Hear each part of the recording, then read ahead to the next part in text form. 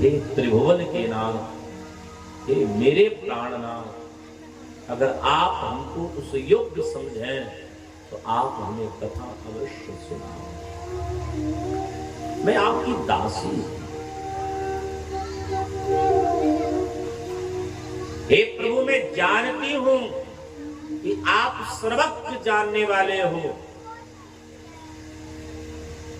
मेरी इन्हीं पुण्य के द्वारा आप मुझे प्राप्त हो गए, लेकिन मैं आपकी कथा सुनना चाहती हूँ।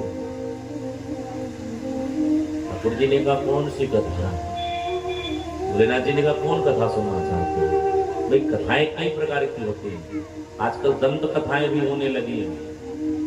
आजकल लोग मनगढ़ंत कथाएं करने लगे हैं।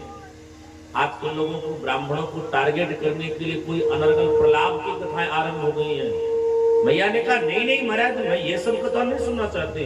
तो कि तुम पुनि राम राम दीन राते, तुम पुनि राम राम दीन राते, सादर जपहु अनंग आराते, सादर जपहु अनंग आराते,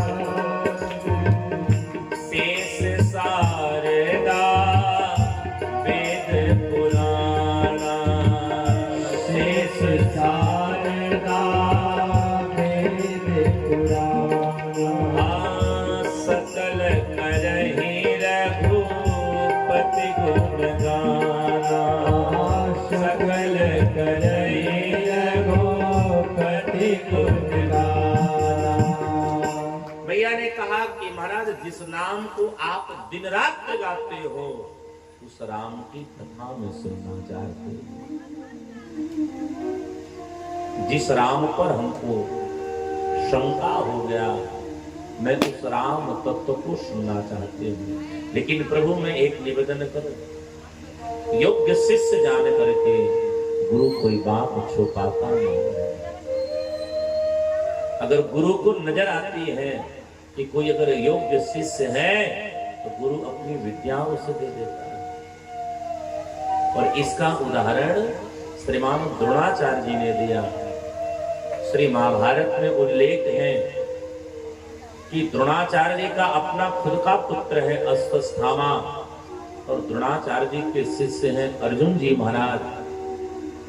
लेकिन अर्जुन जी को जो विद्या दी है द्रोणाचार्य जी ने, वह विद्या अश्वत्थामा को नहीं दिया। अर्जुन जी को कौन सी विद्या दी? बोले अर्जुन जी को विद्या दी है कि अर्जुन ब्रह्मास्त्र को चला भी सकता है और ब्रह्मास्त्र को रोक भी सकता है। अश्वत्थामा जब जिद करने लगा, अश्वत्थामा को केवल चलाने की विद्या दी। योग्य अगर शिष्य हो तो गुरु अपनी विद्या को कभी छुपाता ही नहीं है, अपनी विद्या का प्रचार प्रसार कर देता है। हे प्रभु, हम आपसे कुछ निवेदन करना चाहते हैं। उस राम को कोई निर्गुण कहता है, तो राम अगर निर्गुण है तो सगुण क्यों बन गया? राम अगर सगुण बना है तो कौन सी लीला किया है? उस संपूर्ण लीला को हम श्रवण करना चाहते हैं। मैया पार्वती भगवान के श्री चरणों में नतमस्तक होकर के भगवान से प्रार्थना करती है कि प्रभु, हमें उस ब्रह्म की मंगल कथा को सुनाइए। और हमारे संतों ने बड़ा ही भाव से लेख किया।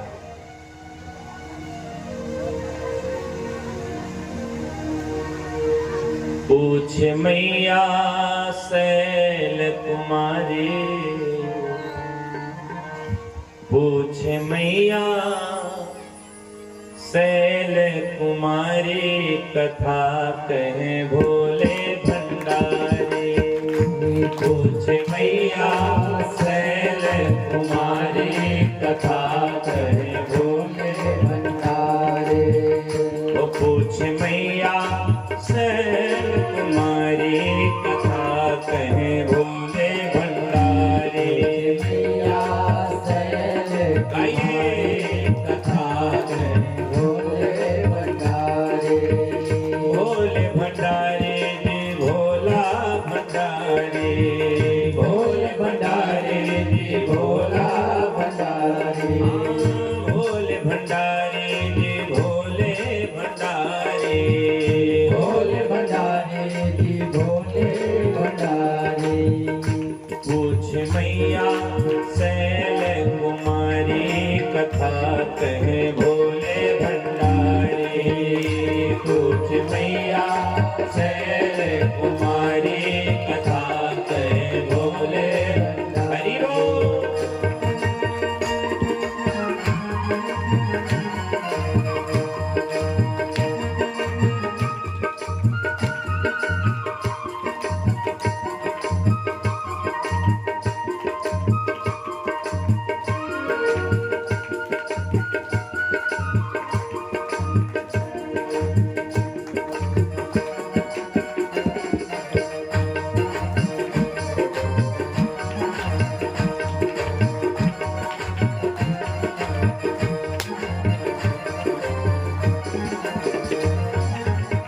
प्रथम सुकारण कहूँ विचारे, प्रथम सुकारण कहूँ विचारे, प्रथम सुकारण कहूँ विचारे, प्रथम सुकारण कहूँ विचारे। ओ निर्गुण ब्रह्म सगुण बपुधारे, निर्गुण ब्रह्म सगुण बपुधारे, निर्गुण ब्रह्म सगुण बपुधारे, निर्गुण ब्रह्म सगुण बपुधारे। ब्रह्म बने अवध बिहारी कथा कहे भोले भंडारी, ब्रह्म बने अवध बिहारी कथा कहे भोले भंडारी, पूछ मैया शैल कुमारी कथा कहे भोले भंडारी, पूछ मैया शैल कुमारी कथा हरि बोल। भोले भंडारी।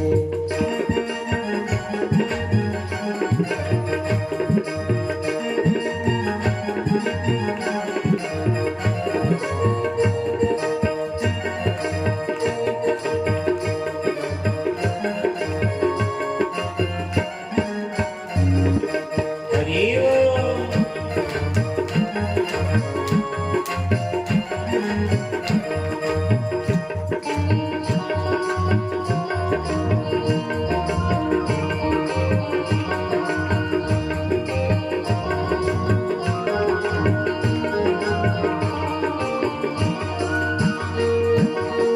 कहीं कथा प्रभु राम अवतार की, कहीं कथा प्रभु राम अवतार के, ओ कहीं कथा प्रभु राम अवतार की, कहीं कथा प्रभु राम अवतार के, महाकाल कहीं बाल चरित उदार की, महाकाल कहीं बाल चरित उदार ओ के, महाकाल कहीं बाल चरित उदार के, महाकाल कहीं बाल चरित उदार के। कैसे ब्याही जन कह दुलारी कथा कहे भोले भंडारी, कैसे ब्याही जन कह दुलारी कथा कहे भोले भंडारी, पूछ मैया शैल कुमारी कथा कहे भोले भंडारी, मैया शैल कुमारी कथा कहे भोले भंडारी। पूछ मैया शैल कुमारी कथा कहे भोले भंडारी, पूछ मैया शैल कुमारी कथा कहे भोले भंडारी। वो कथा कहे भोले त्रिपुरारी कथा कहे भोले। मैया ने प्रश्न किया कि महाराज भगवान का जन्म क्यों हुआ है, ठाकुर जी ने बाल चरित किस प्रकार करी है, किस प्रकार ब्याह भय है, भगवान कैसे बन गए, बन की लीला क्या है, जानकी जी का हरण कैसे हुआ, सुग्रीव से मित्रता कैसे भई, आप में संपूर्ण कथाओं को सुनना चाहते हो, छोड़ना एक भी कथा में, सब पूर्ण रूप से करना। भगवान भोलेनाथ जी प्रसन्न हो गए और आज भगवान भोलेनाथ जी मैया की बड़ाई करते हैं। हे गिरिजा कुमारी, तुम बड़ी ही सौभाग्यशालिनी हो। जब कोई गृहस्थ की पत्नी भगवान की जब चर्चा को प्रश्न करती है किसी साधु पुरुष से, उसका जीवन मंगलमय हो जाता है। कोई स्त्री धर्म की विषय को प्रश्न करती है तो धर्म भी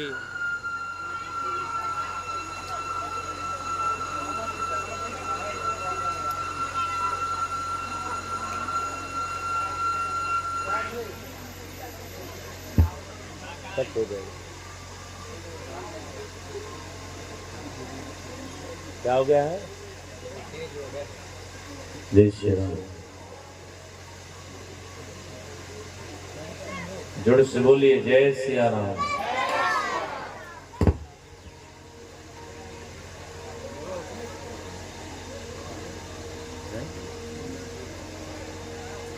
राधा रमण लाल की, संकट हरण भगवान की। जोड़ से बोलिए श्री हनुमान जी महाराज की। मैया से भगवान भोलेनाथ जी कहते हैं कि देवी, आज हमको पता चल गया तुम रघुवीर चरण अनुरागी, किन्हं प्रश्न जगत हित लाए। मुझे विश्वास हो, क्योंकि देखो चोर होता है ना तो चोरी का भी सब प्रश्न करता है, और कथा सबको लगती नहीं है। कथा जिसको एक बार लग जाए ना तो फिर जीवन मंगलमय हो जाती है। और कथा तब लगती है ना जब हमारे हृदय एकदम सच्चा होता है। एक बार एक दिन चोरों की जमात जा रही थी।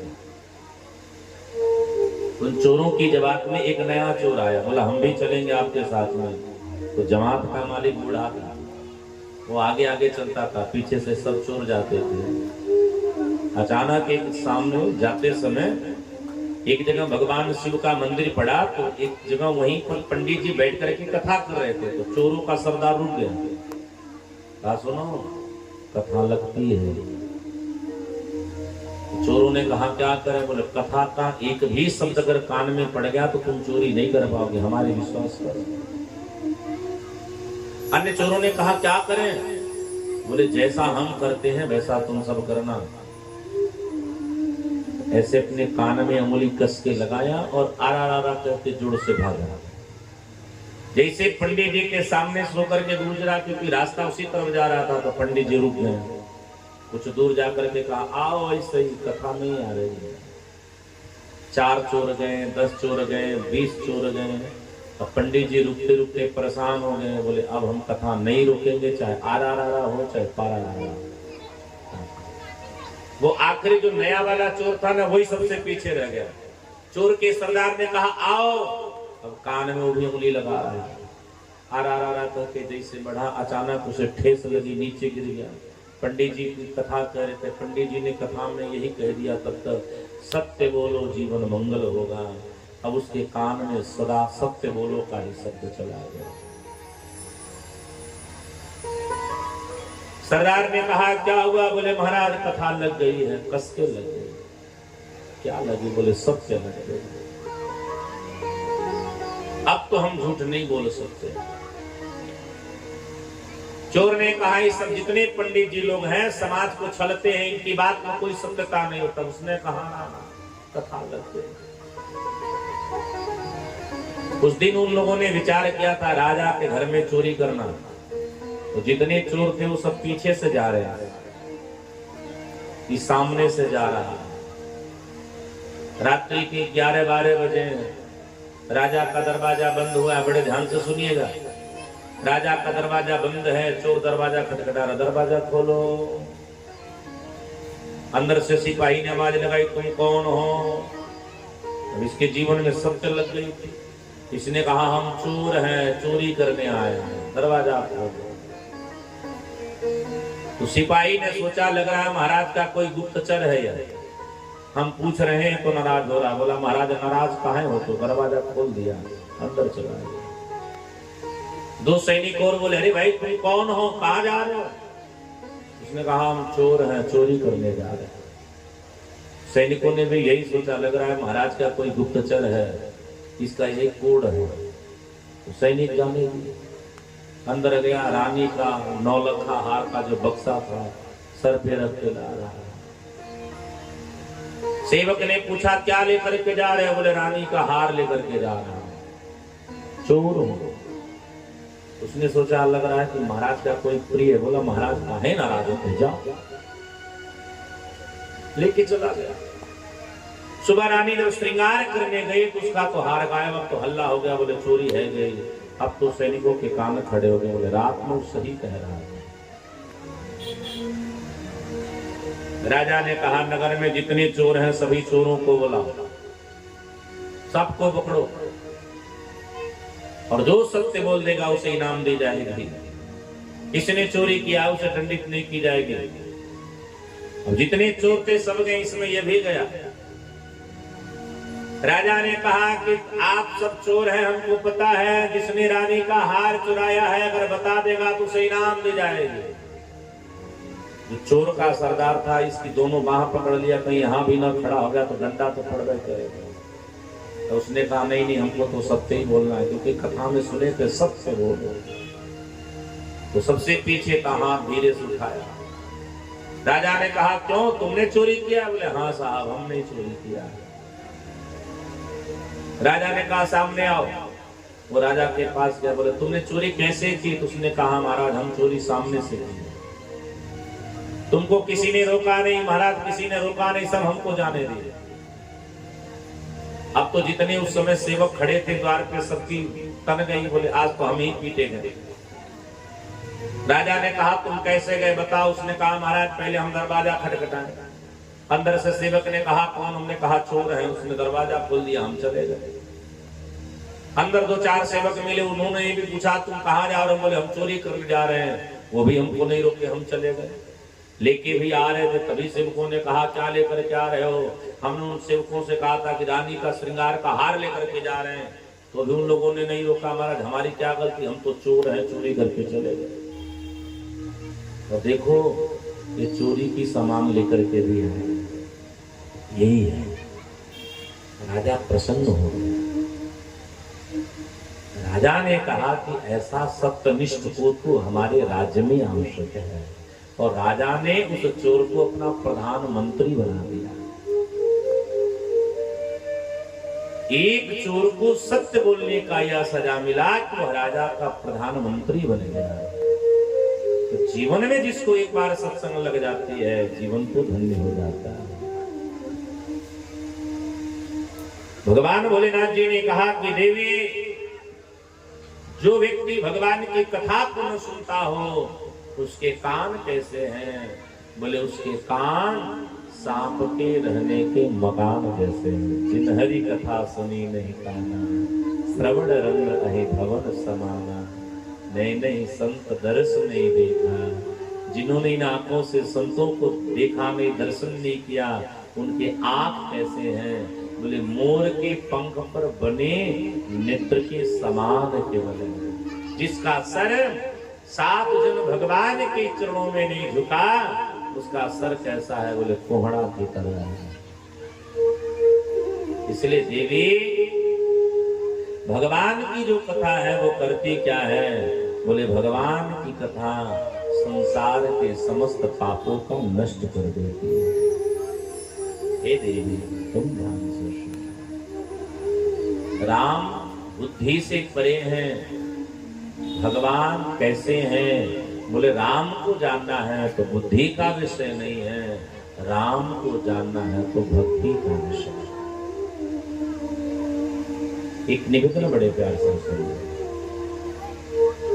ब्रज की जितनी गोपियां हैं ना श्रीमद् भागवत जी में, ब्रज की संपूर्ण गोपियां अंगूठा छाप हैं, लेकिन परमात्मा उनके पीछे घूमते हैं।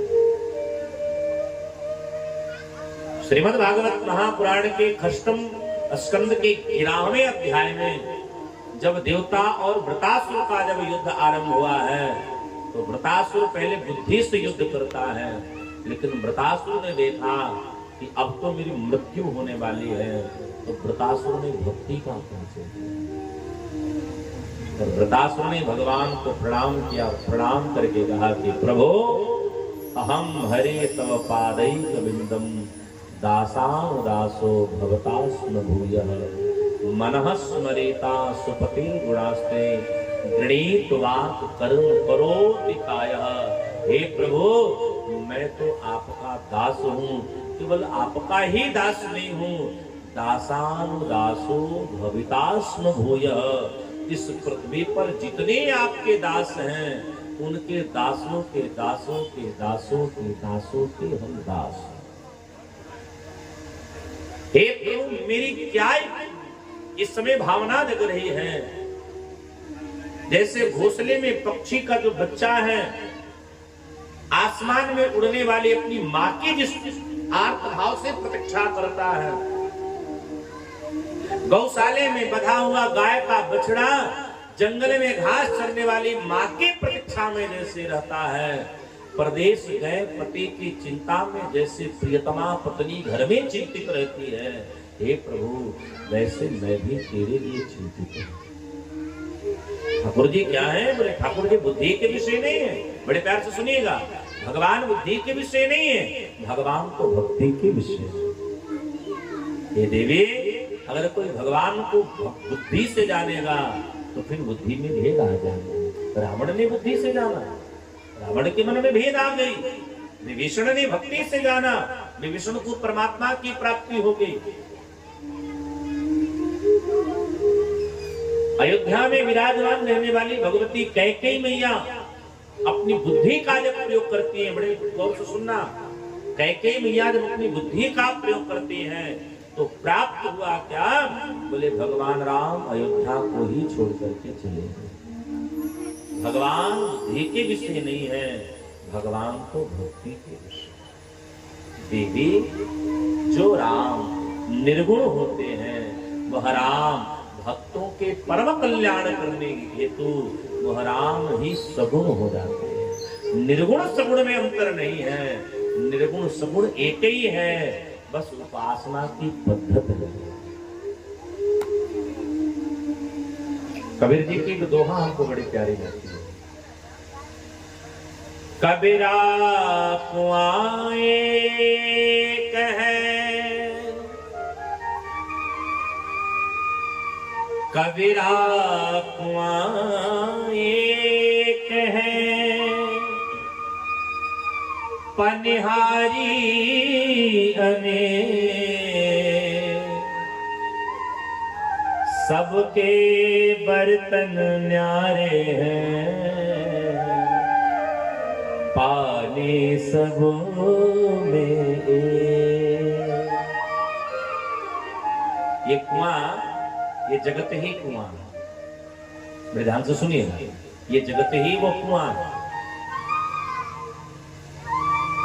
पनिहारी अनेक, पनिहारी का मतलब होता है उपासना करने वाले अनेक हैं। कोई राम को मानता है, कोई कृष्ण को, कोई शिव को, कोई साईं को, कोई यीशु को, कोई अल्लाह को, वो सबकी पद्धति अलग है, लेकिन सत्यता यही है कुआं में पानी एक ही जैसा है। कोई सोने की घड़ा है, कोई चांदी की घड़ा है, कोई पीतल की घड़ा है, कोई स्टील की घड़ा है, कोई मिट्टी की घड़ा है, कोई काऊ की घड़ा है, लेकिन जब उस कुआं में हम रस्सी डालकर रस्सी के द्वारा पानी खींचते हैं तो कुआं में सब पानी एक जैसा होता है। इस जगत का परमात्मा एक ही है, वह परमात्मा संसार वालों के कल्याण के हेतु अनेक प्रकार का रूप बना करके प्रकट होता है। एक उदाहरण मैं आपको देता हूं, भगवान को समझना एक उदाहरण आप समझ लो। हमारा जन्म हुआ, हमारा जन्म होता है तो सबसे पहले हम होते क्या हैं? बोले हम किसी के पुत्र होते हैं। हमारे साथ अगर बहन का जन्म हुआ तो हमारे एक और संबंध बढ़ गया, हम उस बहन के भाई बन गए। बोलो। हम बड़े हुए, हमारा विवाह हुआ, किसी की बिटिया हमसे ब्याही गई, हमारा एक और संबंध बढ़ गया, क्या हो गया? हम बोले किसी की पति हो गई। विवाह के बाद परमात्मा की मंगल कृपा से पुत्र की प्राप्ति हुई, तो हमारा एक और संबंध बढ़ गया, हम क्या हो गए? बोले हम पिता हो गए। हमारा संबंध बदला है, हम तो वही हैं। हमारा रूप बदला है, हम तो वही है साहब। हम जो पुत्र में थे हम वही हैं, हम जो भाई में हैं हम वही हैं, हम जो पति में हैं हम वही हैं, हम जो पिता में हैं हम वही हैं। हम में तो कोई अंतर नहीं। अंतर हुआ क्या? बोले हमारे संबंधों का अंतर है। तो सत्यता यही है कि परमात्मा एक ही है, बस परमात्मा जगत वालों के कल्याण के हेतु वो परमात्मा भिन्न रूप से प्रकट होता है। और प्रकट कब होता है? नाना रूप धारण कब करता है? जब धर्म की हानि होती है। उस समय जी ने लेख किया कि जब जब होई धर्म के हानि, जब जब होई धर्म की हानि, बाढ़हि असुर अधम अभिमानी, बाढ़हि असुर अधम अभिमानी, करहि अनीत जाहि नहीं बरने, करहि अनेक जाहि नहीं बरनी, सीदहि विप्र धेनु सुर धरने, धरि विप्र धेनु सुर धरहि, तब तब प्रभु धर विविध शरीरा, तब तब प्रभु धर विविध शरीरा, हरहि कृपा निधि सज्जन पीरा, हरहि कृपा निधि सज्जन पीरा। भगवान का अवतार कब होता है? जब धर्म की हानि होती है, अधर्म का बोलबाला होता है। एक बात इस चौपाई में बड़े ध्यान से सुनिएगा, बड़ी गुप्त विषय है। धर्म की हानि कब है? जब सज्जन व्यक्ति सताया जाता है। सज्जन कौन? बोले जिसके हृदय में साधुता है। और यहाँ साधुता कौन है? बोले विप्रधेनु सुरसंग।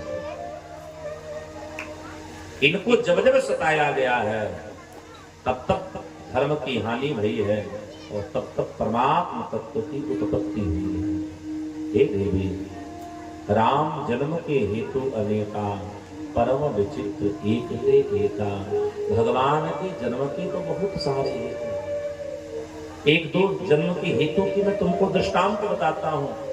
अरे देवी, एक जन्म का तो ऐसा हेतु है कि एक बार हमारे जो सनकादिक ऋषि हैं, भागवत जी में बड़े भाव के साथ सप्तम स्कंद का लेख है, अष्टम स्कंद में ही लेख है कि एक बार जब हमारे सनकादिक ऋषि भगवान के जब दर्शन करने हेतु जाते हैं तो जय और विजय ने जब सनकादिकों को दर्शन करने से रोक दिया तो सनकादिकों ने जय और विजय को श्राप दे दिया कि तुमने परमात्मा का दर्शन करने हेतु हमको रोका है, तुम असुर का काम कर रहे हो, इसलिए जहाँ हम श्राप देते हैं तुम 2 जन्मों तक असुर बन गए। और जय और विजय एक जन्म में क्या बने हैं? हिरण्यकश्यप और हिरण्याक्ष। और एक जन्म में क्या बने हैं? बोले कुंभकर्ण और रावण। देवी, इन 2 जन्मों के हेतु परमात्मा का 3 अवतार हुआ है। हिरण्याक्ष के लिए भगवान वाराह उत्पन्न भय है, हिरण्यकश्यप के लिए भगवान नरसिंह उत्पन्न भय है, और कुंभकर्ण रावण के लिए भगवान राम प्रकट हुए। देवी इतना ही नहीं, एक समय की बात है, एक जालंधर नामक एक राजा, एक जन्म का और हेतु बताते हैं। एक जालंधर नाम का मृत है, बाकी पत्नी है वृंदादेवी। जोर से बोलिए जय सिया राम। कड़वी बात बता रहा हूं, सब ध्यान से सुनो। वृंदा बड़ी ही तपस्विनी है, जालंधर बड़ा ही पापी है। आजकल हम लोगों ने दिमाग में यह बात रख ली है कि पत्नी अगर कोई व्रत करती है तो उसका फल पति को मिल जाता है। ऐसा ही है ना?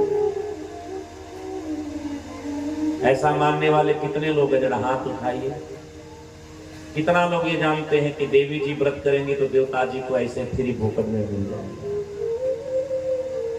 आपका हंसना ही ये स्वीकार करता है कि आपको ये पता है। शास्त्र पहले पढ़ो, साधु जनों की संगत करो। पत्नी का किया हुआ व्रत पति को कभी मिलता ही नहीं है। मिलता तब है जब पत्नी संकल्प करे तब। पत्नी के द्वारा किया हुआ व्रत से पति को क्या लाभ मिलता है? बोले उसकी आयु की केवल रक्षा होती है। पति के जीवन में कोई दुख नहीं होता है। अगर पत्नी व्रतधारी है तो पति को केवल यही लाभ प्राप्त होगा। लेकिन उल्टा है हो, अगर पति कोई व्रत करता है, पति अगर किसी तीर्थ यात्रा आदि का भ्रमण करता है तो बिना संकल्प ही पत्नी को आधा फल मिल जाता है। शास्त्र की बात यही है। कारण क्या है? आप कहोगे पंडित जी आप उल्टा बतिया रहे हो। उल्टा नहीं, हम सीधे ही बतिया रहे हैं। कारण यह है, पत्नी मांग नहीं भरती है, पति ही मांग भरता है। तो लाभ की बात आई तो माताएं खुश हो। पति अगर व्रती है, हमारी बात में बड़े प्यार से सुनना, पति अगर व्रती है तो यात्रा को करने वाला है, उसको दे या ना दे उसकी पत्नी को आधा फल की प्राप्त हो ही जाती है। पत्नी अगर व्रती है तो पति को फल नहीं मिलता है। पति के जीवन में कोई संकट नहीं आता है, केवल इतने ही रक्षा होती है। वृंदा की तरफ से जालंधर सदैव बचता था, लेकिन जालंधर का एक काम था, वो सतियों का सतीत्व जबरदस्ती हरण करता था। अनेक स्त्रियों का वो सतीत्व हरण करता था। भगवान से देखा न गया तो हे देवी, ठाकुर जी ने क्यों लीला कर दिया? जालंधर कहीं गया था तो भगवान नारायण जालंधर का रूप बना करके वृंदा के पास आए और उसके सतीत्व का हरण किए। तब तक देवताओं ने जालंधर के ऊपर आक्रमण कर दी और उस युद्ध में जालंधर की मृत्यु हो गई। जैसे पति की मृत्यु हुई, वृंदा को जब पता चली है तो वृंदा ने भगवान को श्राप दे दिया कि छल कर कार्यो तासुव्रतो प्रभु सुरे कारज किन जब ते जानो मरम तब श्राप कोप करे। वृंदा को जब पता चला है तो वृंदा ने भगवान को श्राप दे दिया कि जाओ मैं तुमको श्राप देती हूँ कि तुम पत्थर जैसे बन जाओ। ठाकुर जी कहते देवी पत्थर बनेंगे तो पूजे जाएंगे, लेकिन हम प्रसन्न तब होंगे जब उस पत्थर पर तुम अर्पण होगी। और वही वृंदा श्यामल तुलसी बन करके प्रकट हो गई है। बोल श्री सालग्राम भगवान की। तो हमारे यहाँ वृंदा देवी क्या बन गई? बोले सांवरी तुलसी। तो सालग्राम भगवान को हरी वाली तुलसी उतनी प्रिय नहीं जितनी तुलसी श्यामली प्रिय है। और एक बात और ध्यान से सुनना, श्यामल तुलसी की पूजा करने वाली माताएं सदा सदैव सुहागन ही भगवान को प्राप्त करती है। हे देवी, एक जन्म का तो हेतु है, और दूसरी जन्म की बात बता रहे हैं। तो स्वामी जी ने कहा, भगवान भोलेनाथ जी ने मैया से कहा, देवी कि प्रत्यावतार कथा प्रभु तेरी, अवतार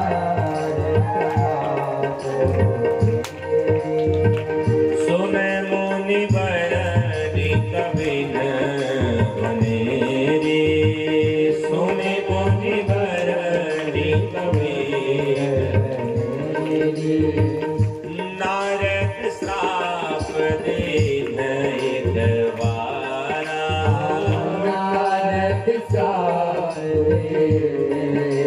बारा, कल्प करते लगी अवतारा, कल्प करते लगी अवतारा, गिरजा चकित भई सुनवानी, गिरजा चकित भई सुनवानी, नारद विष्णु भगत पुनि ज्ञानी, नारद विष्णु भगत पुनि ज्ञानी, कारण कवन श्राप मुनि दीना, कारण कवन श्राप मुनि दीना, का अपराध रमापति कीन्हा, काय अपराध रमापति कीन्हा। भगवान भोलेनाथ जी ने कहा कि देवी, एक जन्म का तो हेतु यह है कि नारद जी ने भी भगवान को श्राप दिया। अब तो जैसे मैया ने सुना कि देवर्षि